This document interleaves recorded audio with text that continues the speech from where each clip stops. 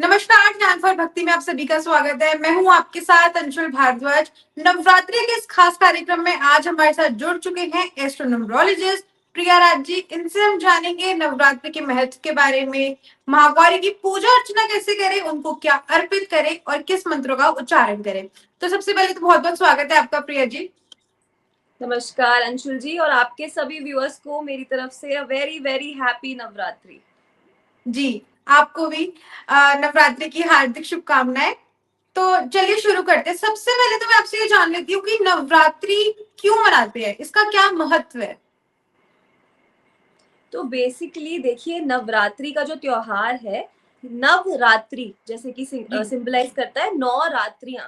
इसमें 9 जी देवियों की पूजा करी जाती है। और ये क्यों किया जाता है? क्योंकि माँ दुर्गा ने महिषासुर राक्षस का वध किया था।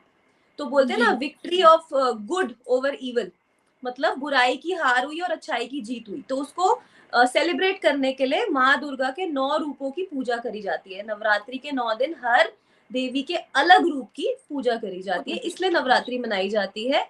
एक तरह से नारी शक्ति को, जैसे कहते हैं ना, जहाँ शिव है वहां शक्ति है, जी जी जी शक्ति बिना शिव शिव नहीं है। तो इसलिए हम्म, शक्ति की पूजा करी जाती है। जी। नवरात्रि के 8वें दिन कौन सी देवी की पूजा उपासना करनी चाहिए। देखिए, जो नवरात्रि का 8वां दिन है, जिसमें हम लोग कन्या पूजन भी करते हैं, कई कई जी परिवार, उस दिन महागौरी की पूजा करी जाती है। तो महागौरी माता रानी का ऐसा रूप है जो प्योर वाइट दिखता है। अगर आप देखेंगी तो महागौरी की पूजा क्यों की जाती है? क्योंकि वो सिंबलाइज करती है प्योरिटी, डिवोशन, लव, अफेक्शन। इसलिए 8वां दिन डेडिकेटेड है माँ गौरी को। तो जो महागौरी नाम है माता का, वो नाम कैसे पड़ा, उन्हें महागौरी क्यों कहा जाता है, इसके पीछे का क्या कारण है। तो देखिए अंशुल जी, ये इसके पीछे एक स्टोरी है कि जो पार्वती माँ है, वो जी एक दिन उन्होंने गंगा में स्नान करने गए थे। तो जी जब वो गंगा में उन्होंने डुबकी लगाई और जब वो वहां से बाहर निकले, तो उनके जो हम्म, वस्त्र थे वो पूरे वाइट हो चुके थे, और उनके अंदर से एक गोल्डन कलर की लाइट निकल रही थी। उनकी कॉम्प्लेक्शन एकदम गोल्ड सोने जैसा हो गया था। जी तो जैसे महागौरी नाम सजेस्ट करता है ना, कि सबसे सुंदर, सबसे गोरी, इसीलिए उनका हम्म, नाम महागौरी पड़ा। कि अच्छा जैसे वो सबसे, उनका जो रूप निकल के आया था वो इतना सुंदर निकल के आया था, प्योर वाइट, इसलिए उनका जी नाम महागौरी पड़ गया। वो पार्वती जी का ही रूप है। अच्छा। आज के दिन मतलब महागौरी के जब हम व्रत करें तो हम उनको क्या भोग अर्पण करें, क्या किस तरीके के उनको पुष्प अर्पण करें। ठीक है, देखिए, तो जैसे कि मैंने बताया ना, उनका रूप इज प्योर वाइट।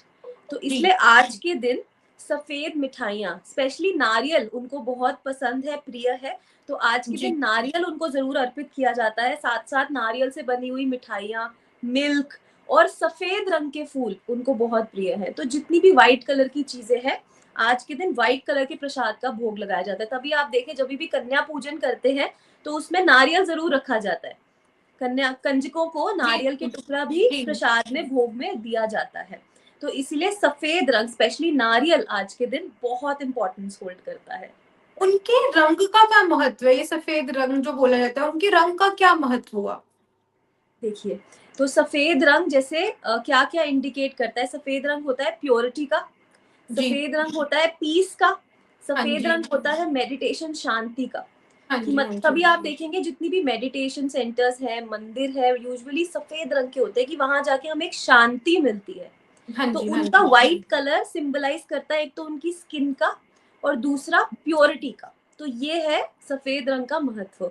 और प्योर डिवोशन जिसको हम बोलते हैं ना, जब हम सफेद रंग देखते हैं तो उसमें हमारी प्योर डिवोशन सिग्निफाई करती है। तो ये सफेद रंग का महत्व है। जी। हर माता का कोई ना कोई वाहन होता है, कोई ना कोई सवारी होती है, तो महागौरी किस पर सवार होकर आती है, उनका वाहन क्या है। देखिए, महागौरी का वाहन है बुल, यानी कि बैल। जैसे शिव जी नंदी जी बैल पे सवार होते हैं, तो जी जी महागौरी का वाहन भी बैल है। और ये क्यों है? क्योंकि वो सिंबलाइज करता है स्ट्रेंथ, डिवोशन। जैसे कि महागौरी बहुत लविंग है, बहुत ब्लेस करती हैं, अपने सारे भक्तों को ब्लेस करती है, लेकिन उनका जो बुल है वो सिंबलाइज करता है स्ट्रेंथ ऑल्सो, कि मतलब आप ऐसे मत सोचिएगा कि देवी का रूप है तो उनमें पावर, स्ट्रेंथ और स्टेबिलिटी नहीं है। साथ ही साथ जो बैल होता है ना, वो कंप्लीट डिवोशन को सिग्निफाई करता है। बैल एक डिसिप्लिन को सिग्निफाई करता है। साथ ही साथ अगर आप देखिए जो बुल होता है, जो बैल है बुल, उसमें स्ट्रेंथ और पावर बहुत ज्यादा होती है। आप अगर कोई भी जानवरों में देखें तो बुल में बोलते नहीं कि वो बैलगाड़ी जब चलती है तो कितना वो भार उठा सकते हैं, उनमें इतनी स्ट्रेंथ पावर होती है। हाँ तो ये बेसिकली सिंबलाइज करता है अ लॉट ऑफ पावर। मैंने देखा है कि कन्या पूजन भी बहुत जगह पर हो जाता है, कि बोलते हैं कि अष्टमी के दिन कन्या पूजन कर देते हैं कुछ लोग। तो कन्या पूजन क्यों किया जाता है? देखिए ऐसा ना, ऐसा लिखा गया है, माना गया है कि नवरात्रि की जब समाप्ति करते हैं ना तो कन्या पूजन से करते हैं। उसका कारण ये है, ऐसा बोला जाता है, जब आप छोटी कन्याओं में माँ का रूप पाया जाता है। तो जी जब आप छोटी बच्ची, जो छोटी कन्याएं बच्चे होते हैं, तभी आप देखिए सब हम उनके पाँव छूते हैं, उनके पैर धुलाते हैं, हम उन्हें भोजन कराते हैं, प्रार्थना करते हैं, तिलक करते हैं। इसका कारण ये है कि उनमें माँ का रूप देखा जाता है। इसलिए आप अपने घर के द्वार खोलते हैं, उन्हें इनवाइट करते हैं, प्रेम से भोजन करवाते हैं।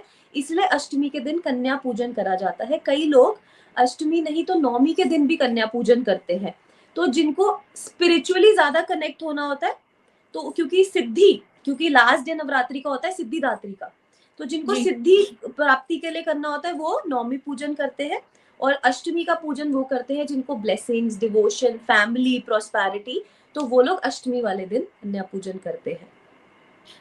जब महागौरी की हम पूजा करें, उनको मतलब अच्छे से भोग अर्पित करें, सब कुछ करें, तब हम किन मंत्रों का उच्चारण करें? कौन से ऐसे मंत्र हैं जिनकी हम विधि पूर्वक अच्छे से उपासना कर सकते हैं?